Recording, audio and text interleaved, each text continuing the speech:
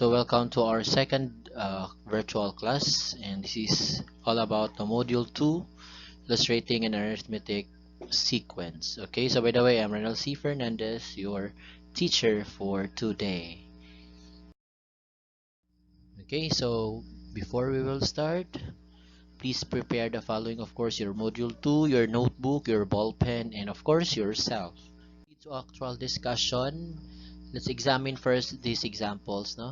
So direction, each item below shows a pattern. You have to simply determine the missing term. So we have 5 numbers. So simply determine the next figure or the next number. Okay, so I will give you 5 seconds to examine each number. Okay? Okay. So for number 1, what is the next figure? Okay, very good. It should be 3 triangles. Why 3 triangles? Okay, of course, from one triangle, we have 2, so it should be 3 triangles. In one square, 2 squares, then 3 squares. Okay, and so on. Okay, how about number 2? What is the next figure? Okay, very good. It should be 1 whole circle. Okay, from 1/4 of a circle, name mo siyang 1/2 of a circle, name mo siyang 3/4 of a circle. Okay, from 1/4 to 1/2, pila man yung gi-add? Okay, very good. Nag-add lang siya og 1/4, no? Nag-add lang siya og 1/4. Dire, nag-add lang siya og 1/4. So, from 3/4 plus 1/4, that is 1 whole, or 4/4, diba? 4/4, or that is 1. Okay, 1 whole circle. Okay, how about number 3? What is the next figure? Okay, for number 3, so gifold niya, wala unfolded pa, then gifold next year. So the third one is, the fourth one, dapat naka-fold na ning iyahang ikatulo nga kani, this one, okay? Dapat naka-fold na siya. Okay? How about number 4? What is the next number? Okay, very good. It should be 25. Okay, how did you get 25? Of course, from 0 to 5, you add plus. Okay, you add 5. 5, 10. You add 5. 15 and 5. So you add 5. Okay, how about number 5? What is the next number? Okay, what's the next number? Okay, very good. It should be 21. Why 21? Because you add 7. No? Negative 7 plus 7 is 0. 0 plus 7 is 7. No? Then 7 plus 7 is 14. Then this one is, you add 7. No? You add 7. Okay, so later, we'll go back here. Then, let's define on saan ang atong gipangbuhat for our activity. No? So let's proceed now to our lesson 1. So lesson 1, introduction to arithmetic sequence. Okay, let's define first arithmetic sequence. So an arithmetic sequence is a list of numbers with a definite pattern. Okay, again, a definite pattern. So the difference between consecutive terms in a sequence, in this sequence, is constant. Meaning, kung unsa ang iyahang difference sa duha ka term, dapat pareha siya tanan. No? Meaning, constant, dili siya mag-change. The constant difference is called the common difference. Okay, so each term in an arithmetic sequence is obtained by adding the common difference to the previous term. Again, each term in an arithmetic sequence is obtained by adding, adding the common difference to the previous term. So the common difference is a rational number. Okay, which can be in the form of a fraction. Okay, again, a fraction, a decimal, or an integer. So you can calculate the common difference for each of our sequences by taking any two consecutive numbers that are next to each other and then subtracting the first from the second. Okay, so subtracting the first from the second. So you can repeat the process to another pair of numbers to make sure the difference is constant. Okay, so the common difference is positive. If the common difference is positive, the arithmetic sequence is increasing. On the other hand, it is said to be decreasing if its common difference is negative. Again, increasing siya ang sequence if ang common difference is positive, and it is said to be decreasing if the common difference is negative. Again, students, no, ang arithmetic sequence, isa siya ka-sequence if we obtain the next terms by adding a constant number. And that constant number is called common difference. Okay, for example, we have 2, 4, 6, 8. Okay, this is an example of an arithmetic sequence. Nga naman, because how did you get 4 from 2? Diba? Nag-add lang ka og 2. Okay? 4 og 6. Nag-add lang ka og 2. 6 and 8. Nag-add lang ka og 2. And 2 here is called the common difference. Okay? So, basta arithmetic sequence siya kung ang mga numbers, nakuha ang mga sunod-sunod na numbers by adding. Okay, by adding a constant number. That is the common difference. So that is the definition of an arithmetic sequence. Okay, example 1. Thus, the sequence 5, 10, 15, 20 forms an arithmetic sequence. Okay, so again, let's check if 5, 10, 15, and 20 is an arithmetic sequence. So to check, okay, dapat iyang mga difference na dapat pareha. Okay? So, what is the common difference between 5 and 10? Okay, yun saan ipagkuha ang 10 gikan sa 5 by adding 5. Okay, how about 10 and 15? Okay, by adding 5 also. From 15 to 20, okay, by adding 5. So therefore, 5, 10, 15, 20 is an arithmetic sequence. So this is an arithmetic. So 5, 10, 15, 20 is an arithmetic, okay, sequence. Okay, so what is the common difference? Common difference is denoted by letter D.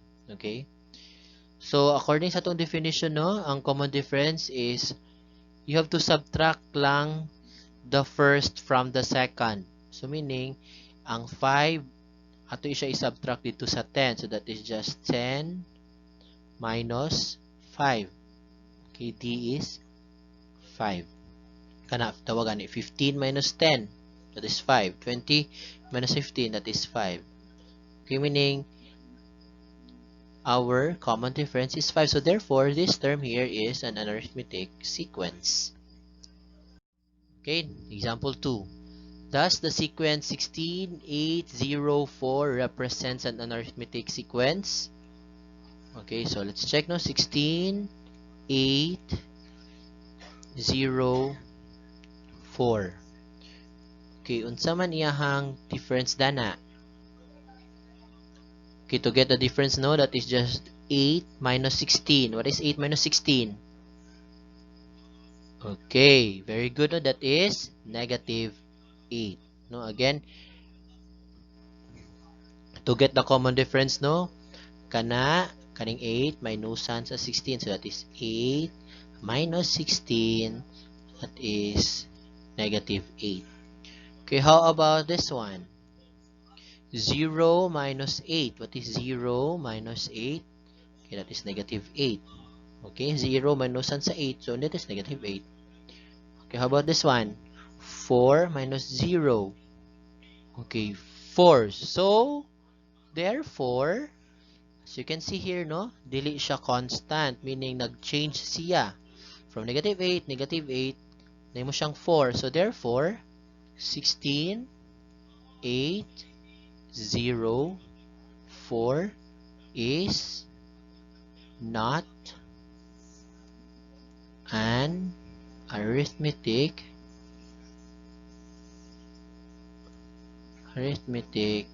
sequence. Okay, no? Again, arithmetic lang siya if constant siya, wala siya nag-change. So, dapat kung negative 8, dapat negative 8 pud nire para mahimo siyang arithmetic sequence.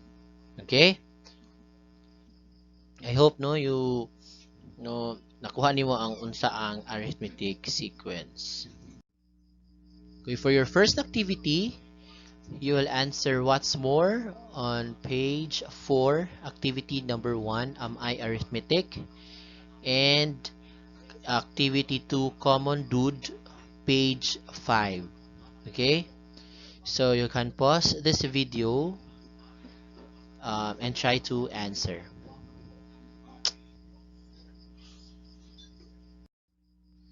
Okay, so let's proceed now to our lesson 2, extending an arithmetic sequence. This is the last lesson in module 2. So extending an arithmetic sequence. So sequence of numbers follows a specific term. If you can find a pattern, you can find more numbers in the sequence. Finding the difference between consecutive terms in a sequence is one way on how to extend an arithmetic sequence. Okay, so let's discuss example 1. So in playing bowling, the pins are arranged such that the first row has 1 bowling pin, the second row has 2 bowling pins, the third row has 3 bowling pins, and so on. How many bowling pins are there in the fourth row? No? So yun na kaayo. No, sa first nga row, na siya 1. No? Then sa tong figure, no? Sa tong figure. So itong na 1 mo in the first row. Ang second row na siya ay 2. Okay, sa third row, we have 3. So in the fourth row, of course, very simple. There are 4 bowling pins, no? Imagine lang nato ng bowling pin, ano? Okay, dayon bowling pin. More tao, no? Okay, so 1 sa first row, 2 sa second row, 3 sa third row, and question is unsa daw ang sa fourth row? So of course 4 by adding 1. So our common difference is 1. So very simple, no? So na kayo. Next example. Okay, so example 2. What are the next 3 terms of the arithmetic sequence below? So we have 18, 10, and 2. So next 3 terms, so 10 and 2. So sunod mo na ito nga 3 terms. Okay. So how to get the difference gani? So to get the D, that is second term, no? Minus, okay, 18. Pila man na? Our D is negative 8. Okay? No, of course, ang gamay, minusan sa dako, negative ang yun ang answer. Okay? So, ato i-check, no? 18, no? 18 plus, kay arithmetic man siya, no? Plus, atong common difference is negative 8. Pila man? 18 plus negative 8. Okay. That is 10. Next, 10 plus negative 8. Pila man? Kung na naman dira, so that is 2. Okay, kani be? 2 kani? 2 plus negative 8. Okay, dili ka nagaling kabalo sa pag kuan sa adding sa different signs. So, 2 plus negative 8, pila? Okay, that is negative 6. Okay, kanina sad. Negative 6 plus negative 8. Pila man negative 6 plus negative 8? Negative 14. Sunod, negative 14 plus negative 8. Asa ganyan ako ni negative 8? Okay, from our difference. What is negative 14 plus negative 8? That is negative 22. Okay, murang nakalimot na galing mo, no? So, review sa tagamay sa atong adding and subtracting integers. Okay, kani. Nganong kanabe, nganong ang answer kay 10 man, di ba? 18 plus negative 8. Pila man na? Dapat positive 10. Yun ang positive 10 man.